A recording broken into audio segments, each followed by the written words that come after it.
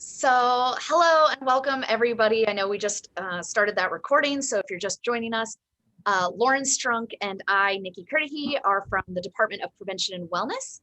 We are here today to talk to you about de-stressing while job searching, which is huge. And we've already said we have somebody in the chat that's already shared, like, this is a really tough time. Like, this is the time that we're starting to reach out. And so that's what Lauren and I are here to talk to you about today. So we're going to cover a couple of our learning objectives, the takeaways that you want, that we would like you to get from this event. Beautiful. So with our learning objectives today, Lauren and I are hoping to touch on 4 main points. First and foremost, we're going to teach you about the 5 pillars of wellness.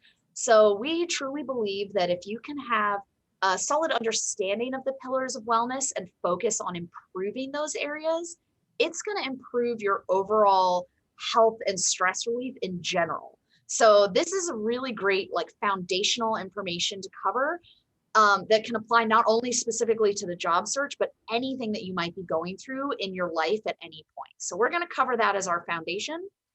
And then we're going to move into talking about connecting career choice and how that in particular connects to your overall wellness. So why career choice in particular might be especially stressful for you.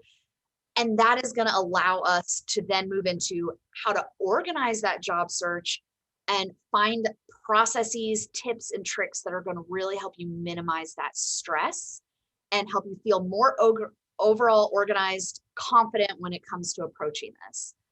Finally, we're going to end with talking about self-forgiveness and self-empowerment.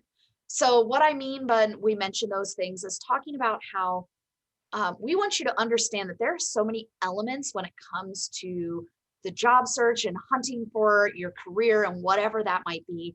And being forgiving with yourself, giving yourself a break and understanding that you're doing the best that you can. And we'll cover a couple points.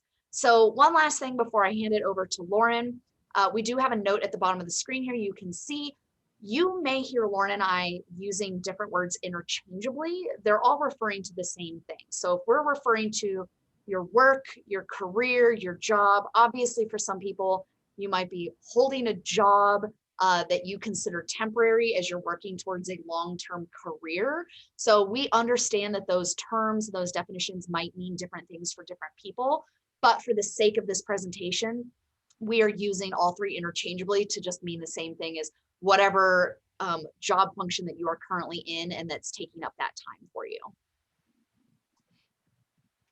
Great. So I'm going to talk to you about the 5 pillars of wellness.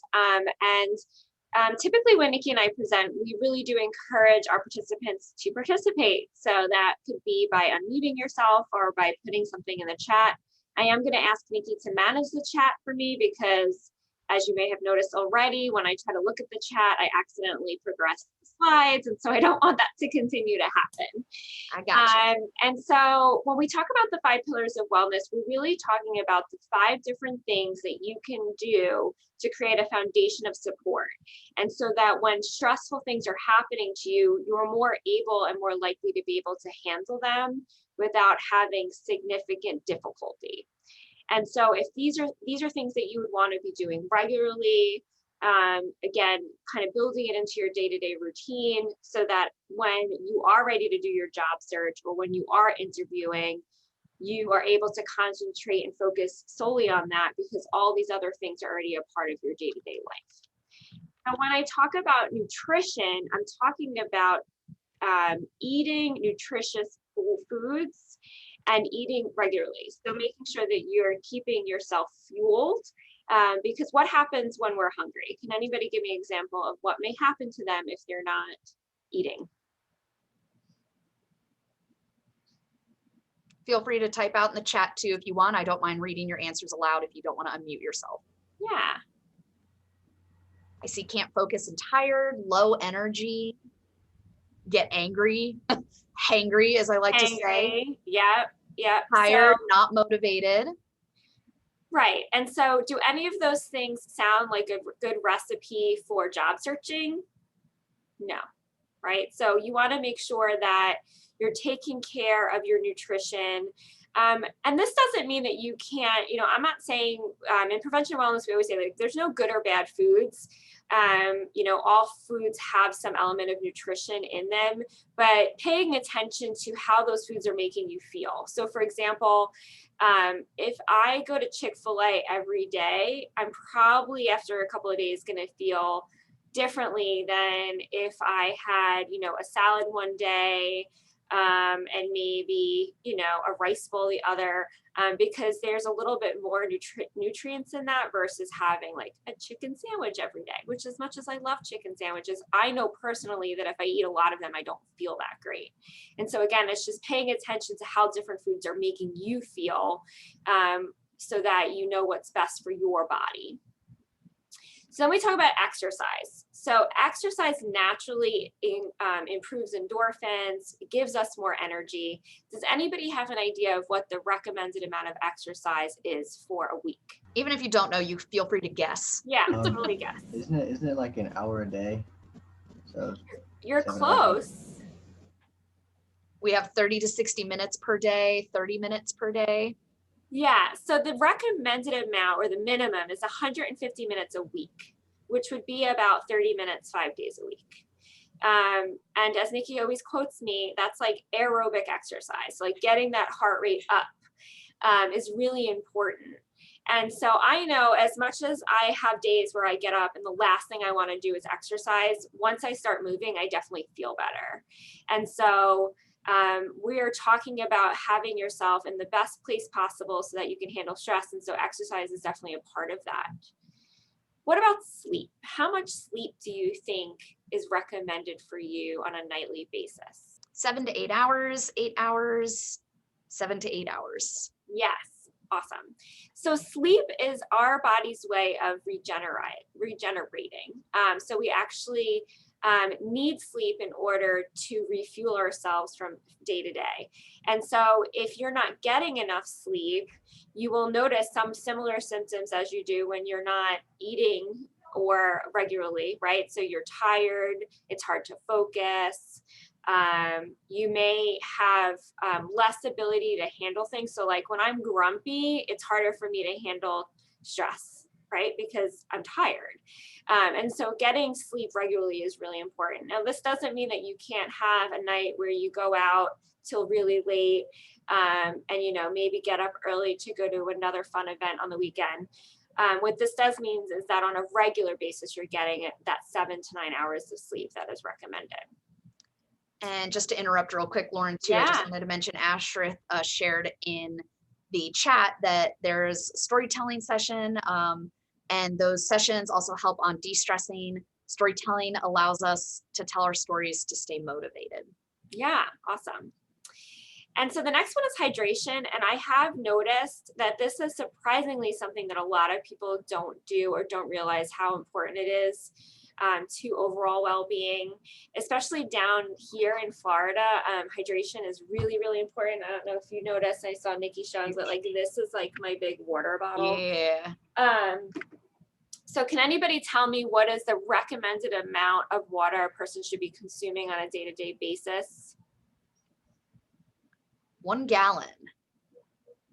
Rachel posed that as a question, possibly. Maybe. That's a good guess. So the answer is half your, oh, I see another, I need to see. Yep, 1 ounce per pound that you weigh. So it's half of your body weight in ounces. So if you are 140 pounds, then it would be 70 ounces of water, just to give you an example. And so tell me how you feel. What do you think are some signs that you are not hydrated, that you might be dehydrated? I actually know my number one while people are typing in the chat. Number one for me personally is a headache. If I get a headache, yep, Keith just shared same thing. When I get a headache, I'm like, what? Why does my head hurt? Ooh, I haven't had enough water. Lauren shared, I get headaches too.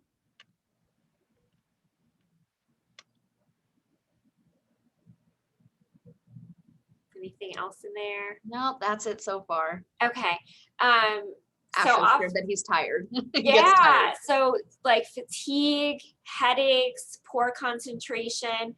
And funny enough, typically when we're thirsty, it already means that we're already on the route to dehydration. So it's really important. So think about like the first four things that we talked about and how it impacts us. So we talked about being grumpy, being sleepy, not being able to focus, having headaches. None of those things are good for when you're job searching, right? You wouldn't want to go into an interview having any of those symptoms. And so it's really important that these are things that you're taking care of regularly and you have full control over it, right? And so it's something that you could simply just start, filling into your day-to-day routine. I realize that it does take, about, what do they say, 21 days to develop a new routine. But start now as you're preparing for your job search. And then the final thing is self-care. And so self-care is going to look different for everybody. If you couldn't tell yet, Nikki and I are cat people. And so you'll see the cat theme throughout our presentation. And to be honest, like I definitely take some time with my cats. If I could have a therapy cat at work, I definitely would, just to kind of like chill and relax. And that's something that I do. What I would like to know is like, what do you do for self-care? So I have this quote here, like self-care refuels us rather than takes from us. So it's something that helps us feel better and more energized. So what do you do? As I take a sip of water. I know, after talking about the hydration, I was like, oh, now I'm thirsty. Does playing with cats count? Yes, 100%, Olivia. It totally does. And you look like you have two very cute kitties of your own, so I love that. Kristen shared going to the beach. Absolutely. Oh, the smell of it, like it just triggered a memory. I love the smell. Christian, nice nap. Hannah said the same thing, take a nap. Sahaya Yoga, Ashrith, I'm not sure if I pronounced that correctly, but they're virtual sessions, which is awesome. Nice.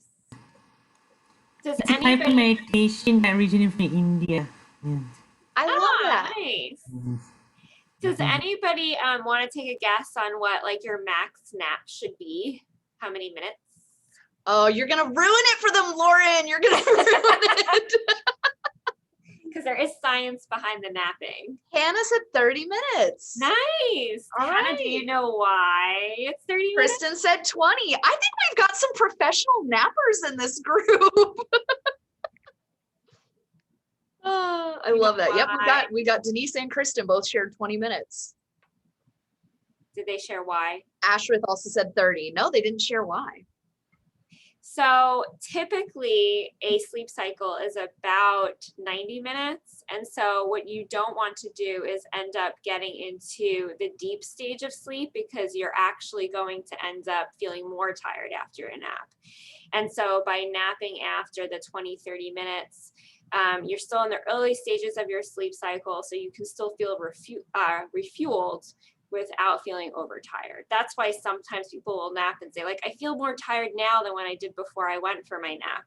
And that's because you've interrupted the deep sleep portion of your sleep cycle.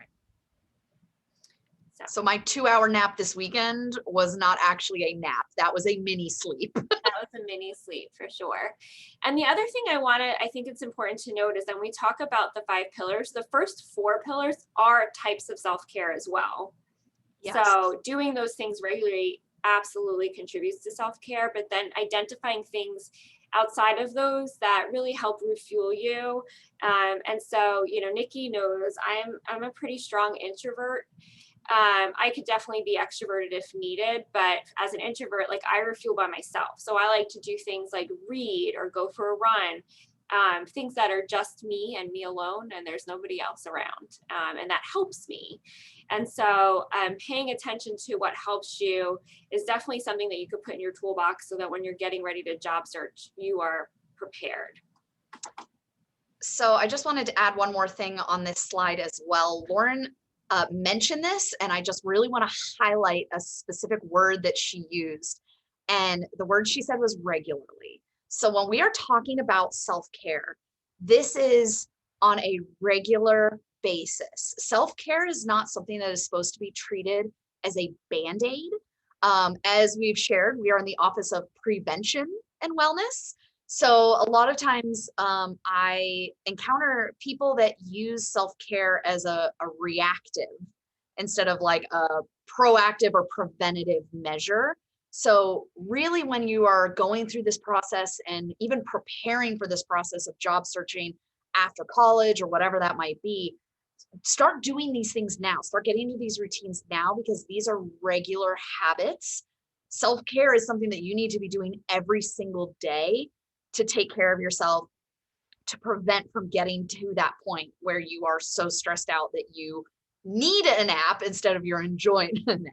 So, okay, so we are going to move on to our next session, talking about how career choice impacts our overall wellness. And I have my little picture of one of my favorite internet cats, Maru. He's sitting in his little Zoom meeting, ready to go. He knows how fancy it is. But why is it that career choice in particular it seems more stressful? And there is evidence that supports that. When we are talking about career choice and planning for our future and planning for all of that, it actually does have a larger impact on our overall wellness. And there's a reason behind that. So the main thing, why does this matter so much? When we think about our job, our career, our work, whatever that might be, it's providing us with stability in all other aspects of our life. That's providing us with an income that allows us, to comfortably provide a bed for us to sleep in. It provides water for hydration and food for fuel, all of those foundations that we just shared. So money is that driving factor, and having that career and doing that is that key element. It is that foundation to all of those other things. So that can be a major source of stress. If you are searching for a job, trying to find the right one, you're constantly concerned about finding that source of income, that is going to impact all of those other foundations and all of those other areas that we just talked about. The second portion of that is also the fact that our work provides us with enjoyment. So when we are talking about the different elements of wellness, one of those aspects that we also focus on is our spiritual wellness, or just finding our purpose in life. And wellness when it comes to knowing what we're here, what drives us, what is our contribution to society, and how are we supporting our community. And so that all ties into our career choice and our career wellness, and finding something that you want to wake up to every single day and do that brings you a sense of pride and brings you a sense of enjoyment.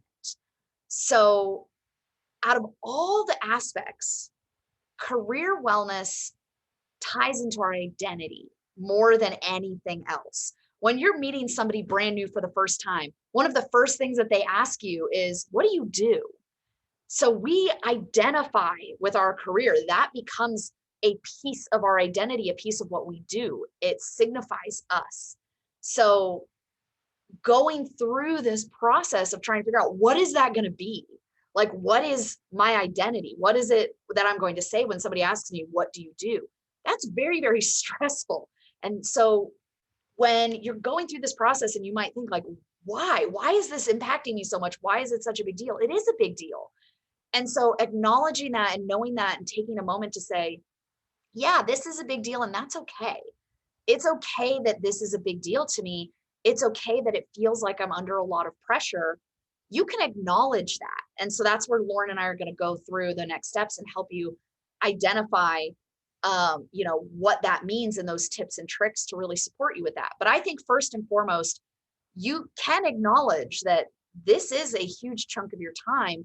And so obviously it's going to have a big impact on your overall stress levels. I also made a note on here that, work consumes 1/3 of our time. So sometimes more. I know there are people out there. So if you're just thinking a typical full-time job as it's defined is 40 hours a week, you're working 8 hours a day. There's only 24 hours in a day. So that's 1/3. And for students or other, members, other people that have multiple jobs, they're also trying to tie in school. That's a lot to juggle. So, I say all the time, I, try to make my office look comfortable and be cozy. And I try to get myself into a work environment where I'm comfortable with the people and I feel like I'm having a purpose because it's taking up a chunk of my time, a chunk of my day that I am waking up to and doing this on a regular basis. So it does matter. So a question that I like to pose to all of you, feel free to answer in the chat or unmute yourselves, but if you're having a rough day at your job, at work, whatever that might be, how does that impact other aspects of your life? You just had a really bad day negatively. Absolutely. Is that something that maybe you take home with you or, oh yeah, Olivia, thank you. I don't feel like doing anything after work. Ashworth feels like there's a lack of time. Denise, thank you for sharing. Yeah, it makes home life challenging. So Lauren, if you don't mind popping over to the next slide, it also ties into exactly what I'm sharing with. Yeah, making that home life challenging. So thank you all for sharing, because that's the point that I'm trying to get to. Imagine that you have great social relationships. You have friends that you might see after work for happy hour. You've got a family to go home to. You might have financial security. You're in a job, you're making money, you're getting that paycheck. You're good physical health. You're trying to go to the gym, you're hydrating like we just talked about, you're fueling your body, but you don't like what you do every single day. That is going to leak in to all of those other aspects. So, when Denise gets home, maybe she's got to vent. Maybe she's got to start complaining, say, oh, this is an awful day that I just had at work. And let me tell you, and it's, all of these things that are happening. Or Olivia might get home and say, I don't feel like doing anything. I'm exhausted. That took all of my energy. That took everything. It was a terrible day. I'm going to go nap or play with my cats, So again, this is just reinforcing this idea that this is important. You are not crazy when you think about, like, why does this feel like it's impacting me more than other things? It is shown. There's research that provides that information.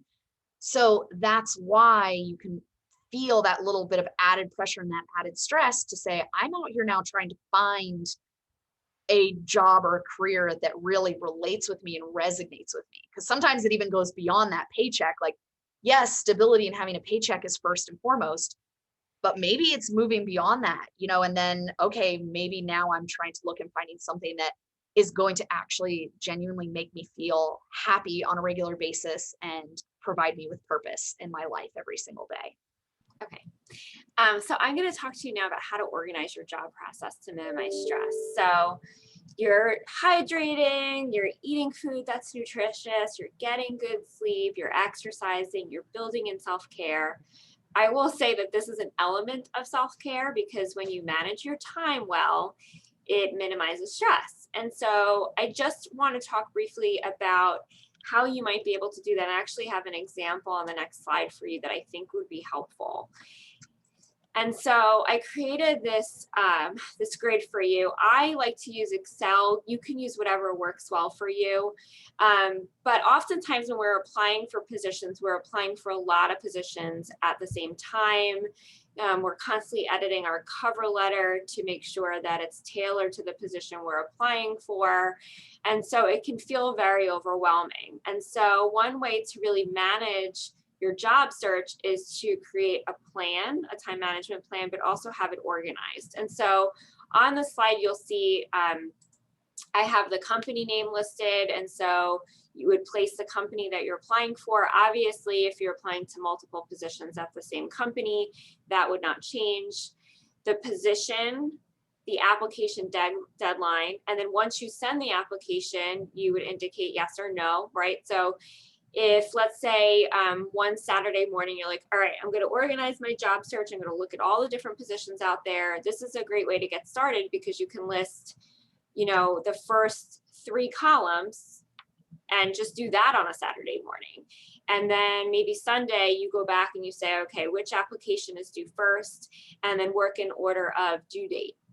And so then once you submit your application, you indicate that yes, And then, you know, in a perfect world, right, you would get an interview for every one of those positions. And so then you'd want to make sure that you organize your interview dates, any interview notes. So I think it's important, I'm sure our friends at Career Services have shared this, but you know, when you go in for an interview, it's not just about you being interviewed, it's also your opportunity to interview the organization. As Nikki said earlier, we spend so much time at work. And so it's really important that we feel like we're also a good fit for them, but that they're a good fit for us. And so if you're somebody who, you know, you just want to work 8 hours a day, you don't really want to be expected to work late, and then you go for an interview and, you know, they tell you, oh, like we have a lot of late nights and weekends, well, then you know that that's not the right position for you, because that's not the fit that you were looking for in your career.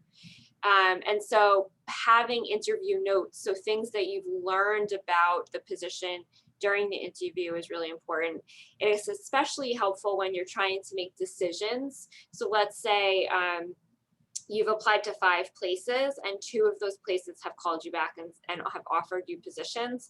Well, having these notes really will help you identify what you liked about the position, but also what you didn't, and so that you can make an informed decision when you're deciding whether or not to take that opportunity. And then contact information if you have questions, so you know who to contact, and then thank you notes. And so we're not going to go down the thank you note hole right now, because that's not what the purpose of this presentation is. But you know, thank you notes are very important. It's a way for you to reiterate certain things that you brought up in the interview, but also provide clarification on certain things that may have come up. And so keeping track of who you sent thank you notes to is also a good way to stay organized. Imagine applying to 15 jobs and not having documented it anywhere. That's very overwhelming. And so by keeping it organized in this way, again, it's good self-care, and it's a good way to manage your job search stress. Does anybody have any specific questions about this process that I might be able to provide some clarification on, or maybe even another idea or another way that you manage your job search would also be a good way to share? You know, I haven't thought of everything. I realize that I have something to learn every day. Is there anything? Yeah, if there's something that you all personally do that you really like and you don't mind sharing with the group, we'd love to hear it. Hi, it's Denise. Hi, How y'all doing? Denise. I would add to that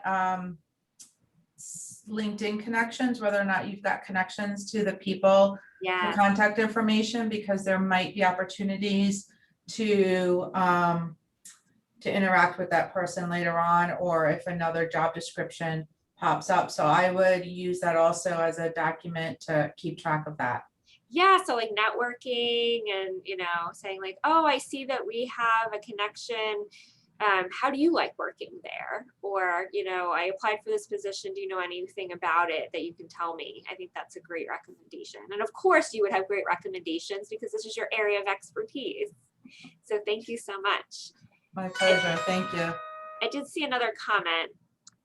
Kristen shared connect with your peers in class. Yes, So, yeah. Yeah, networking is absolutely huge, especially if, you know, there's not a job opening or nothing that you're currently aware of. Just making those connections, making those good impressions and holding on to those relationships. When something comes up, those people might think of you. Like I had somebody reach out and send me an email and they're like, hey, by the way, you know, you've got a couple jobs that are showing up. You know, your students might really relate to these. Will you share it with them? I'm like, heck yeah. So that's the wonderful thing about networking is, you know, you want people to think of you when those opportunities arise. Yeah, so the other thing, kind of piggybacking on what Denise shared, you can add a column on here like referred by, or, you know, if there was somebody like networking connection or like she had said, you know, LinkedIn connection, because you, again, you think you're going to remember it all, but then once you start really going down this path of searching, you may forget. And so you don't want to be the person that goes, now who was it at FGCU that I really liked, or who did I know at FGCU? And so having it written down is quite helpful. So Kristen shared, save every business card you're given. You never know when they could be helpful. I literally have a stack of business cards with a rubber band in my drawer. And Asher, thank you also for sharing. He wrote, networking, joining some professional organizations. One he mentioned specifically, a Society of Human Resource Management. Right. Thank you. Awesome. And that's why it's really important for that contact name. So as you're interviewing, you're always welcome. When you get, into the interview part of the job search, you're always welcome to bring a notepad with you. So keeping notes of who it is that you're interacting with, like Kristen said, taking that business card so that you have that information so you can add it to your spreadsheet are all great ways to minimize stress. And remember, and Nikki and I didn't actually talk about this, but there is positive and negative stress. And so eustress is that positive stress. So like from interviewing. It's Yes. normal to feel stressed out about it, but it's a good type of stress because it's exciting. It means something positive is coming to you. So just one more little trick that I wanted to add on here. I feel like all of our students are probably like, yeah, Nikki, we know way about this. So this is probably more for faculty and staff as a tip, but I recently, thank you to the pandemic, have learned the joys and wonders of keeping all of my documentation electronic. And so I was a huge user of Microsoft Excel prior to quarantine. And then I discovered the amazingness of using Google Sheets. And so the wonderful thing about that is you actually will have access to it whenever you need it. So you can pull it up right on your phone. So if you're out somewhere or in a pinch and you need to access that information quickly. So I highly recommend using Google Sheets. If you still like to do it old school like I do, oh yeah, Google Drive.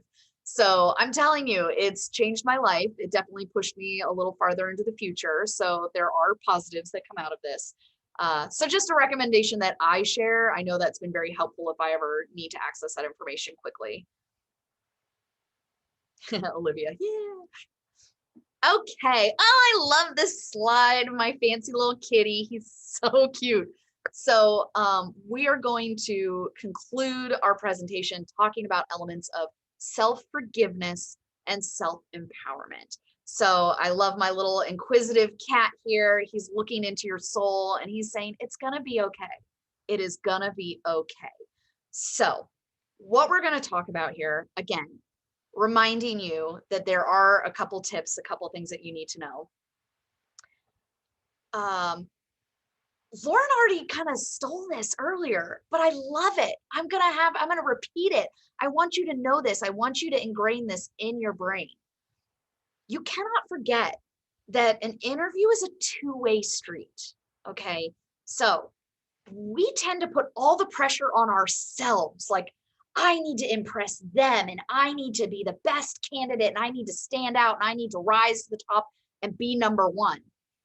They need to do the same thing for you, okay? So an interview is a chance for them to find out, are you a good fit? Are you going to be great at the job and the position that we have available? But it's just as much a chance for you to learn if they're a good fit for you. You're trying to find out, is this the best opportunity available to me? Am I going to thrive here? Or am I going to go home and be frustrated and have a bad day at work? And that's going to start impacting all of my other areas of wellness. So please always remember that, when they have that question, it's like, do you have any questions for us? Take that seriously. That is your moment. That's your chance to interview them. That is your opportunity to say, like, is this really going to work out for me? So think about your values. Think about those things that are most important to you and ask questions based on that reflect on that to determine, is this the right place for me? So I think sometimes we get so focused on, I've got to be the best, that we forget, are they the best for me? So because you are a great candidate. And so when Lauren shared that chart and keeping those notes, that's important. That's your chance to rate them as well. So keep that in mind. And Kristen shared, yes, always be prepared with questions to ask. A good one is, what does your day usually consist of? So yeah, that's a really great insight into their daily job. Like, what is typical for you and what does that look like? And yes, Ashrit, practicing is also key. Definitely get that chance to practice and feel confident in knowing that information and sharing those answers. So as we move in and talk about self-forgiveness and talking about self-empowerment, you can, yep, there we go. Tips to remember, okay? Let's talk about self-empowerment. You have prepared for this. So when you are feeling stressed, when you're feeling overwhelmed, when you're going through all that and you're like, you know what, Nikki, Lauren, I ate my breakfast. I went to the gym. I've hydrated. I'm still stressed. There's a lot. This is a lot of information. This is very overwhelming. Stop, take a moment and remind yourself, I have prepared for this. I have done everything that I need to do. I am ready. I have done the very best to my ability, and I'm putting it all out on the table. Okay. And if you can't say that confidently, then you know that area that you need to work on. If you can't say like, yes, I've done everything possible to prepare for this, then go prepare for it. That's going to provide you with that stress relief that you are looking for and needing in that situation. But if you haven't, you're just still feeling anxious and feeling stressed, be kind to yourself. Remind yourself, yes, I am a rock star. I have done everything. I am amazing. Just celebrate all the good and all the hard work that you have put into that process and take a moment and really sit with that. I think, we spend all of this time and all of this energy and we don't congratulate ourselves enough. So having that is a great self-empowerment tool. When it comes to self-forgiveness, here's a couple things that I want to remember. I want you to remember. And again, positive self-talk is very, very important. So not selected is not equivalent to bad candidate. So just because you go through the process, you've put your best foot forward, you've done everything, and that company or that employer, whoever it is, reaches out to you and says, thank you so much. I'm really sorry we're not selecting you at this time. It's very easy for you to take that on and be like, oh, I'm a failure. I did something wrong. I messed up somewhere. That's not necessarily the case. So don't take that as a personal attack on you and your ability. Sometimes they're looking for something very specific.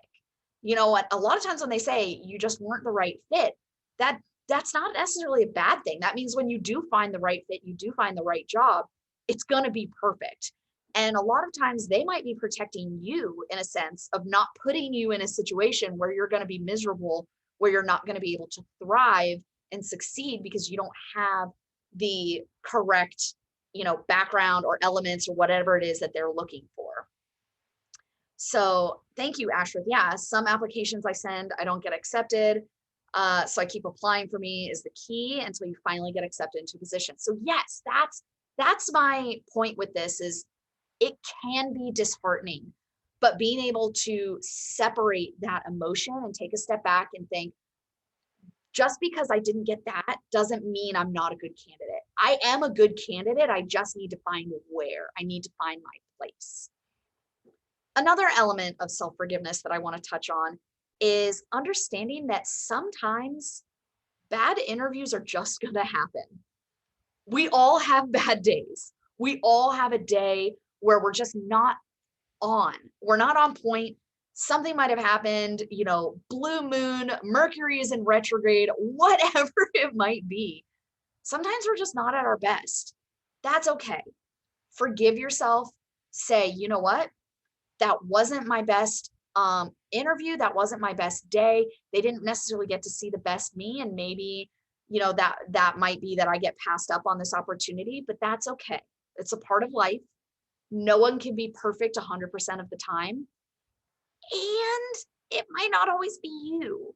Sometimes a company might be new at hiring. They're not always the best, so you might feel a little awkward because you're expecting the employer to take the lead and maybe they're not, as experienced or well-versed in what they're doing. So it might come off as a little difficult or awkward. So just know, please forgive yourself when it comes to those sorts of situations that, sometimes it just happens and you can take the L and you can move on. It's all right. Tomorrow's a new day, a fresh start. And Denise, yes, always ask for help. Career service commercial So yeah, they're there to help you. Go reach out. They're there to support you and provide you with those extra resources and give you those chances to practice so that you feel confident going in. And on my final note that I want to just again ending with the oh yes, the internship office too. Thanks, Asher. Ending on a self-empowerment note, and again, knowing that you have done everything that you can do in this process. I find for me personally, that's what is the most calming. Okay, trust the process. All right. Again, I am a person that can be very disheartened very quickly, and I tend to tell myself I get all those negative thoughts, negative emotions. Oh my gosh, that was it. That was the perfect job for me. That was the one that I wanted, and it's gone, and it's never coming back, and I'm never getting it. It's okay. Just because that doesn't work out, you can't change it. There's some things in life that we have to admit you have no control over that. So just because it doesn't work out for you doesn't mean that there's not another amazing opportunity out there for you. There could be an opportunity that's waiting that's even better that you would have never known about. I just want to share personally of an experience that I went through. Back in 2017, I applied to be the director of prevention and wellness. And I did not get that position. My lovely current boss, Lauren Strunk, got that position. And it was the best thing that ever happened to me because I have been able to work with her and have her as a mentor and learn from her and grow from her.